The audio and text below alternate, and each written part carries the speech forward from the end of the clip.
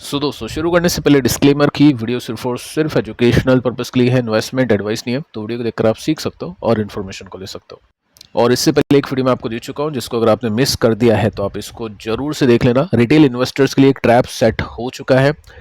कौन कौन से स्टॉक्स है ETF जहां पे आपको थोड़ा सा कॉशियस रहना है, सावधान रहना है। इंडेक्स के ऊपर भी बातचीत की डिटेल में, तो आप इसको चेक कर लेना। यूएस के मार्केट से शुरू करते हैं। देखो, डाउ जोन्स अभी न्यूट्रल है, 144 पॉइंट्स नीचे है, 0.29% की मंदी है, यानी कुछ खास नीचे नहीं है। लेकिन नैस्डेक को देखें तो नैस्डेक क्रैश है अभी 329 पॉइंट्स यानी 1.26% के साथ में ओपनिंग है। देखते हैं अभी आगे कितना गिरता है या फिर चढ़ता है। फैंग को देखने चल तो फैंग अभी 211 पॉइंट्स नीचे है, यानी 1.24% की मंदी है। अब देखो, आज प्ले अपोजिट था। पिछले 2 दिन से अपन देख सकते हैं कि आईटी कंपनीज के स्टॉक्स में बाइंग है, लेकिन एआई कंपनी के स्टॉक्स में गिरावट है। तो एंटी एआई इसको इंडिया बोला जाता है कि इंडिया के अंदर एआई के अंदर कुछ खास डेवलपमेंट नहीं है। एआई में से जब प्रॉफिट बुक होगा या एआई की जो कंपनीज है वो बहुत महंगी होगी, तब इंडियन आईटी कंपनीज में बाइंग होगी। बट इंडियन आईटी कंपनीज को किस तरह से देखना है आज की और कल की बाइंग के बाद में, वो काफ़ी इंपॉर्टेंट है और उसके लिए अपन पिछले वीडियो में बातचीत कर चुके हैं। यस, टेक कंपनी इसमें प्रॉफिट बुकिंग देखने को मिल रही है। ETF को लेकर भी कुछ क्वेश्चन मैंने आपको किया था, आपने शायद लिख दिया होगा वहाँ पे, इस वीडियो में मैं चेक कर लूँगा। डिटेल में बात करेंगे ETF को लेकर, कुछ प्रीमियम है, कुछ रिस्क फैक्टर है, उसको लेकर बातचीत आगे होगी। ब्रेंट अभी देखें हम, ज़्यादा कुछ खास चेंज नहीं है, 1.56% के साथ में ही नीचे है। ये चल रहा है ट्रंप के इशारों पर। ट्रंप कभी वॉर को रोकता है, कभी धमकी देता है। अभी फिलहाल 2-3 दिन तक हो सकता है कुछ प्राइजेस सेटल ही हमको मिले, क्योंकि 2-3 दिन की रोक ली है, अभी पोस्टपोन किया है नई एक्शन को, नए वॉर को। ठीक है, लेट्स सी कि आगे क्या होता है 2-3 दिन बाद। आगे चलते हैं। अब देखिए, यहाँ पे एक न्यूज़ आती है जिसमें आप सिंपली नोट कर सकते हैं कि फ्यूल के प्राइजेस वापस से बढ़ चुके हैं। जी हाँ दोस्तों, पिछली बार हमने देखा पिछले 4 साल में 3 रुपीज़ पर लीटर बढ़ गए, उसके अंदर भी काफ़ी हाई तोबा मच गया। अभी आप देख सकते हैं कि 90 पैसे बढ़े हैं, सेकंड हाइक है इस हफ्ते के अंदर। ठीक है, यहाँ पे लॉजिकल हमने बातचीत की थी, जो काफ़ी लोगों को डाइजेस्ट नहीं हुई थी। काफ़ी लोग, काफ़ी नहीं बोलूँगा मैं, कुछ ही लोग हैं, कुछ लोग काफ़ी लॉजिकल हैं, बेवकूफ़ी में PhD कर रखी है। काफ़ी लोग क्वेश्चन करते हैं पेट्रोल क्रूड इसको लेकर कि सरकार ने ऐसे किया वैसे किया। देखो, चाहे वो बीजेपी सरकार हो, चाहे वो कांग्रेस सरकार हो, पेट्रोल और डीजल के जो प्राइस है, अगर वो क्रूड ऑयल के हिसाब से होना शुरू हो गए तो फिर प्रिपेयर रहना पड़ेगा अप्स एंड डाउन्स के लिए। पेट्रोल कभी 40 रुपये होगा और अगले 2 महीनों में फिर वो 100 रुपये होगा। तो 40 का 100 होना काफ़ी ज़्यादा बड़ा जंप होगा और इसको लेकर बहुत तेज़ी से इन्फ्लेशन बढ़ेगा। स्टॉक मार्केट काफ़ी अनस्टेबल होगा। FIs बहुत पैसा निकालेगी मार्केट से। कंपनीज़ को पता नहीं होगा कि अगले कुछ क्वार्टर में कैसी अर्निंग्स आएगी। कंपनीज़ अपनी गाइडेंस गलत देगी, स्टॉक्स फिर गिरेंगे, इन्फ्लेशन तेज़ी से बढ़ेगा। इंडिया की जो छवि है वो ख़राब हो गई। अल्टीमेटली बहुत सारे लॉजिक्स हैं, बट ठीक है। सरकार ने देखिए अभी क्या किया है, अभी जो भी पेट्रोल सस्ता लिया था, मतलब क्रूड सस्ता लिया था, जिसका फ़ायदा सरकार ने जनता को नहीं दिया था, डेफिनेटली नहीं दिया उस समय। लेकिन अभी सरकार ने रोक रखा है 4 साल से, और अभी OMC जो कंपनीज है वो नुकसान खा रही है इसको लेकर। लेकिन फिर भी मेरी एक्सपेक्टेशन है कि आने वाले कुछ 2-3 महीनों में पेट्रोल और डीजल के प्राइजेस और बढ़ सकते हैं। ये 3 रुपये 4 रुपये तो कुछ नहीं है, हो सकता है अपन 5-10 रुपीज़ का हाइक देखें। तो एज एन इन्वेस्टर उसके लिए प्रिपेयर है ना, एज ए सिटीज़न भी आप बोल सकते हो, उसके लिए आपको थोड़ा सा प्रिपेयर है ना, क्योंकि चीज़ें अभी सही नहीं है। 60 डेज़ का ही माल बचा हुआ है, तो उसके बेसिस पे यहाँ पे चीज़ें प्ले कर सकती है। अब देखिए दोस्तों, एक बड़ी खबर आती है नेटो की तरफ से। नेटो आपको पता ही होगा, यहाँ पे आप देख सकते हैं कंट्रीज़ के प्रेसिडेंट आपको देखने को मिलेंगे, जिसके अंदर आपको यहाँ पर स्टॉक मार्केट ट्रेडर भी देखने को मिल जाएगा, डोनाल्ड ट्रंप, और भी बाकी जो फ्रांस या बाकी जो कंट्रीज़ है, यूरोप, नॉर्थ अमेरिका की जो भी प्रेसिडेंट है, वो आपको यहाँ पे देखने को मिलेंगे। बेसिकली एक बार अपन समझ लेते हैं नेटो को। नेटो की जो फुल फॉर्म है उसको आप यहाँ पे देख सकते हैं, जिसके अंदर आपको मेंशन होता हुआ दिखाई देगा कि नॉर्थ अटलांटिक ट्रीटी ऑर्गेनाइजेशन। ठीक है, ये मिलिट्री और पॉलिटिकल अलायंस है, जिसके अंदर 32 मेंबर्स हैं कंट्रीज़ के, नॉर्थ अमेरिका और यूरोप की। ये बना था वर्ल्ड वॉर सेकंड के बाद में 1949 में, और इसके पीछे का रीज़न क्या है कि सेफ्टी प्रोवाइड करना, फ्रीडम सिक्योरिटी को लेकर, और साथ में आप देख सकते हैं यहाँ पे पॉलिटिकल और मिलिट्री के हिसाब से भी जो मेंबर्स वो एक्शन ले सकते हैं। पॉलिटिकल भी साथ है और मिलिट्री एक्शंस के हिसाब से भी ये साथ में है। अब देखो दोस्तों, यहाँ पे न्यूज़ आती है कि नेटो स्टार्ट कर रहा है कंसीडर करना Hormuz deployment to protect ships. इसका मतलब क्या है कि ट्रंप जो गुजारिश कर रहा था, ट्रंप जो रिक्वेस्ट कर रहा था, काफ़ी बुरा भला भी बोला नेटो को कि साथ में तो है बट मैं अकेला लड़ रहा हूँ, आप लोग क्यों नहीं आ रहे। सो नेटो अब स्टार्ट कर रहा है कंसीडर करना कि हम भी हमारी आर्मी को वहाँ पे डिप्लॉय कर देते हैं और ईरान से फाइट करते हैं। अब ये कंसीडर कर रहा है। सो अगर ये ऐसा पॉसिबल होता है तो काफ़ी अप्स एंड डाउन्स आएगी ऑयल के प्राइस में। यहाँ पे आप देख सकते हैं 20-30 मिनट पहले की न्यूज़ है, ऑफिशियल न्यूज़ आपके सामने है कि नेटो भेज सकता है फोर्स को हॉर्मुज में अगर स्ट्रेट बंद रहता है जुलाई तक। सो अल्टीमेटम यहाँ पे दे दिया है, जुलाई तक बंद रहता है। ऑब्वियसली यहाँ पे तेलों की काफ़ी कमी हो चुकी है, कितना बंद रखेगा ईरान को भी समझना चाहिए, बट ठीक, ईरान नहीं समझेगा तो फिर उसको समझाया जाएगा, ऐसा नेटो का कहना है। सो ये भी अपने को थोड़ा सा नोट करके चलना है कि नेटो किस तरह से एक्शन ले सकता है। अल्टीमेटली निफ्टी का जो पैटर्न है आपको बता चुका हूँ अभी नेगेटिव है। सो अगर ये सब चीज़ें होती है तो वो निफ्टी थोड़ा सा डायरेक्शन आपको दिखाने की कोशिश कर रहा है। सो टेक्निकल्स का मतलब फंडामेंटल्स का रिफ्लेक्शन या मार्केट के अंदर जो भी चल रहा है उसका रिफ्लेक्शन।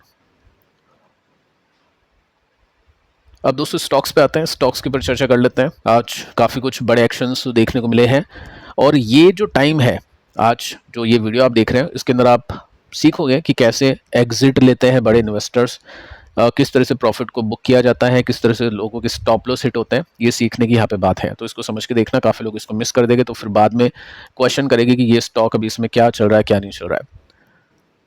फर्स्ट जो कंपनी इसका नाम है एस्ट्रल, 7% ड्रॉप। कल इसके रिजल्ट हमने देखे थे, एक्सपेक्टेशन का डेटा नहीं था और रिजल्ट 20% के साथ में ग्रो कर गए थे। इसकी प्रॉफिट एंड सेल्स 77 का पीई रेशियो इसका है। यहाँ पे भी डेटा आपको दिखेगा नहीं, पिछले क्वार्टर का डेटा ये दिसंबर का, इस क्वार्टर का कोई भी डेटा आपको दिखेगा नहीं। तो आप देख सकते हैं कि जो रिएक्शन हुआ है उस हिसाब से मार्केट की एक्सपेक्टेशंस इसने मिस की है। अब देखिए आर्टिकल्स में आपको देखने को मिलेगा कि एस्टिमेट हो चुकी है मिस अक्रॉस मैट्रिक्स, यानी प्रॉफिट के हिसाब से भी, सेल्स के हिसाब से भी और प्रॉफिट के मार्जिन्स के हिसाब से भी और यहाँ तक कि डिविडेंड के हिसाब से भी, गाइडेंस के हिसाब से हम बोल सकते हैं। तो अल्टीमेटली कंपनी ने डबल डिजिट प्रॉफिट दिखाया बट एस्टिमेट से काफ़ी नीचे था और इस वजह से स्टॉक का जो प्राइस है वो नीचे गया। अब यहाँ पे हम थोड़ा सा इसको डिटेल में देख लेते हैं। देखो कंपनी फंडामेंटली स्ट्रांग है, वैसे अगर हम देखें मैनेजमेंट के हिसाब से या कोर फंडामेंटल देखें इसके वैल्यूएशन को छोड़कर, तो सेल्स कंपनी की बढ़ रही है, सेल्स में कोई दिक्कत नहीं है। देखो आप यहाँ देख सकते हैं स्लो ग्रोथ है बट सेल्स ग्रो कर रही है, ठीक है। प्रॉफिट की बात करें तो प्रॉफिट इसका ग्रो नहीं कर रहा है, पहले प्रॉफिट इसका सेल्स से ज़्यादा ग्रो कर रहा था, अब इसका प्रॉफिट सेल्स से कम ग्रो कर रहा है। सो ये रीज़न है स्टॉक के नहीं चलने के पीछे का। काफ़ी टाइम से हम देख सकते हैं 500 करोड़ के आसपास ही इसका प्रॉफिट अटका हुआ है। इस क्वार्टर में ब्रेकआउट इसने दिया, 181 या 180 करोड़ का प्रॉफिट था, उसको क्रॉस किया इसने 213 करोड़ के प्रॉफिट के साथ में। बट मार्केट को समझ नहीं आया, मार्केट को पसंद नहीं आया इसके नंबर्स, क्योंकि वाई नो बेसिस में कुछ खास जो ग्रोथ है वो दी नहीं है कंपनी ने। सो ये रीज़न है स्टॉक के गिरने के पीछे का। अब देखिए कल हमने बातचीत की थी, कल आई थिंक स्टॉक यहाँ पे था, यस, और मैंने आपको जो परसेंटेज का गैप था वो बताया था, जितना भी परसेंट का गैप यहाँ पे था, और वो चीज़ आप इसमें देख सकते हैं। सो नंबर्स मैं कहूँगा बहुत बुरे नहीं है बट नंबर्स एस्टिमेट से नीचे हैं। सो ये सपोर्ट है, अगर यहाँ पे मेंटेन करता है तो छोटे मोटे स्विंग की एक्सपेक्टेशन की जाएगी, बाकी ब्रेकडाउन करता है तो फिर बड़ी गिरावट इसमें पॉसिबल हो सकती है। क्यूपिड स्टॉक ने 5% की गिरावट दिखाई। कल हमने देखा कि प्राइस एक्शन न्यूट्रल था इसके रिजल्ट के बाद में, आज स्टॉक क्रैश कर गया गाइडेंस के बाद में, और इसमें आप देख सकते हैं 185 का पी अब इसका हो चुका है। नंबर्स बहुत अच्छे थे इसके, 133% के साथ में रेवेन्यू बढ़ता है, ईपीएस बढ़ता है, प्रॉफिट के मार्जिन बढ़ते हैं, बट स्टॉक नीचे आता है।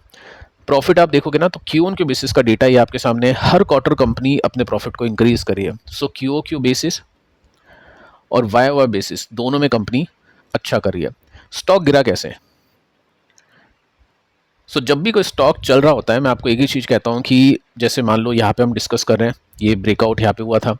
सो ये जो तेजी थी ये Q4 की एस्टिमेट के हिसाब से या एक्सपेक्टेशन के हिसाब से होती है। हर बार मैं आपको ये बताता हूँ, ट्रेडर या तो नंबर्स आने से पहले बेचेगा या नंबर आने के बाद में बेचेगा। ठीक है, अच्छे नंबर्स आ गए तो भी प्रॉफिट बुकिंग, बुरे आ गए तो फिर गजब की प्रॉफिट बुकिंग होती है। मार्केट फेवर में नहीं था। आज मार्केट आपने देखा मोस्टली उन कंपनीज में बाइंग थी जिनके स्टॉक्स ऊपर से नीचे हैं 50% 60%, और उन कंपनी से पैसा निकला है जिनके स्टॉक्स टॉप लगा रहे, यानी ग्रोथ कंपनीज में से निकाल के वैल्यू कंपनीज में बाइंग की है। अब देखिए यहाँ पे गेम क्या हुआ, रिजल्ट आने से पहले ये प्रॉफिट बुकिंग थी बड़ी, ये सपोर्ट माना गया और अभी तक ये मेंटेन था, लेकिन रिजल्ट आने के बाद में ये सपोर्ट टूट चुका है, स्टॉक ऊपर से 14% गिर चुका है, यानी ये होता है मोमेंटम का ब्रेक, और यहाँ पे बनते एग्जिट। अब चाहे किसी ने रिजल्ट से पहले सट्टा खेला हो, मैं आपको बता चुका हूँ रिजल्ट से पहले अगर आपको लेना है कुछ दिन पहले तो वो सट्टा है, कुछ भी हो सकता है, या तो नीचे या ऊपर। हाँ, अगर आपको पहले खरीदना है, रिजल्ट का फायदा उठाना है, तो वो ट्रेड होता है। तो लोग यहाँ पे एग्जिट कर रहे हैं। अब क्या आगे, क्या अच्छा साल नहीं जाएगा? डेफिनेटली कंपनी ने गाइडेंस अच्छी दी है, तो कहीं ना कहीं स्टॉक रुकेगा और वापस रिवर्सल देगा, तब जाके फ्रेश एंट्री यहाँ पे होगी। अब वो नहीं पता है कब होगी, कब कितना टाइम लगेगा, तो इन्वेस्टर्स ऐसे में वेट एंड वॉच करते हैं, एग्जिट करते हैं। ये जस्ट मोमेंटम स्टोरी है। लॉन्ग टर्म इन्वेस्टर जो मोमेंटम कंपनी ने, जो वैल्यू कंपनी में बाइंग करे, वो तो बने रहेंगे, बट उनको टाइम लगेगा, जब तक ट्रम्प है, जब तक डिफिकल्टीज रहेगी। ठीक है, तो वो चीज़ है, दोनों तरह की कंपनीज इन्वेस्टर्स के पोर्टफोलियो में होनी चाहिए, ताकि ग्रोथ भी मिस नहीं हो और वैल्यू बाइंग भी मिस नहीं हो। सो यहाँ से अब जो इसका रेसिस्टेंस है वो कितना नीचे है, 7% नीचे है। सो इतनी एक्सपेक्टेशन बनती है, और जिस तरह का प्राइस एक्शन इसने दिखाया है, अगर ये मेंटेन रहता है और यहाँ से कुछ रिवर्सल्स आते हैं, तो डेफिनेटली इन्वेस्टर्स वापस से जंप करेंगे इसके अंदर। तो देखते हैं ऐसा होता है या नहीं, या फिर कब होता है। एक और कंपनी KRN हीट एक्सचेंजर, 5% के साथ में स्टॉक क्रैश। अब इसमें मार्केट ने आपको पहले ही बता दिया था रिजल्ट के बाद में, जब स्टॉक नीचे गिरा था। ठीक है, मैंने आपको कल परसों का वीडियो आप उठा के देख लेना, उसके अंदर यहाँ पे सिंपल सा मैंने कहा था कि एक एग्जिट यहाँ पे हो चुका है, बन चुका है। जो लोग थोड़ा सा सोच रहे हैं वो इस सपोर्ट के हिसाब से एग्जिट मार देंगे। अब यहाँ पे भी पहुंच गया, लेकिन सर्किट में चला गया, तो एग्जिट करने का मौका मिले या नहीं मिले वो देखना होता है। सो रिजल्ट से पहले बेट करते हैं, रिजल्ट के बाद में स्टॉक चलता है तो ठीक है। रिजल्ट डे पे होल्ड नहीं करते हैं स्टॉक को, जो ट्रेडर होते हैं या जो मोमेंटम इन्वेस्टर होते हैं, उससे पहले गेम होता है। सो देखते हैं यहाँ पे स्टॉक रुकता है या नहीं रुकता है। गाइडेंस कंपनी की अच्छी है, रिजल्ट अच्छे हैं, बट शायद उतने अच्छे ना हो जितने मार्केट ने एक्सपेक्ट किए थे। सो मोमेंटम कंपनीज में ये नुकसान है, फायदे भी हैं। सो लेट्स सी कि अब यहाँ पे चीज़ें कब चेंज होती हैं, क्योंकि डेटा सेंटर को कूलिंग फैसिलिटी प्रोवाइड करती है, तो बिजनेस तो ऐसे नहीं कि यहाँ पे खत्म हो चुका है, गिरावटें पहले भी आई है इसके अंदर। पॉइंट ये बनता है कि कब रिवर्सल होता है, कैसे होता है, और कितना टाइम लगता है। सो वो चीज़ अपन ट्रैक करेंगे, चैनल के साथ आप वैसे भी बने हो। एक और कंपनी है एमटार, इसकी भी हालत आज खराब, 4% के साथ में क्रैश। 222 का पी रेशियो है। इसके रिजल्ट आने के बाद में स्टॉक में तेजी बनी, लेकिन आपको बता चुका हूँ आज उन कंपनीज में से प्रॉफिट बुकिंग थी जो टॉप पे है, और जो बॉटम पे है उन कंपनी के स्टॉक को लिया गया। सो यहाँ पे अभी क्या ब्रेकडाउन हो चुका है? नहीं दोस्तों, यहाँ पे हुआ नहीं है, बट अगर ये हो जाएगा तो फिर अगले सपोर्ट के लिए देखेगा, लेकिन उसमें भी अगर हो गया तो फिर ये एक एग्जिट होगा उन इन्वेस्टर्स के लिए जो मोमेंटम है, क्योंकि यहाँ से फिर वो मोमेंटम खत्म हो जाएगा। सो इसको भी वॉच करना पड़ेगा। लेकिन ये जो कंपनीज, अगर ये नंबर्स ऐसे ही देती गई, गाइडेंस अच्छी हुई, तो वैल्यूएशन हल्की होने के बाद में वापस इनमें बाइंग आती है, तो वो चीज़ अपने को चेक करनी पड़ेगी। जस्ट अभी ये सिस्टम बना हुआ है मार्केट के अंदर। सो फिलहाल दोस्तों इस वीडियो में इतना ही, पिछले वीडियो को आप देख लेना, मिलते हैं नेक्स्ट वीडियो में, तब तक के लिए बाय बाय।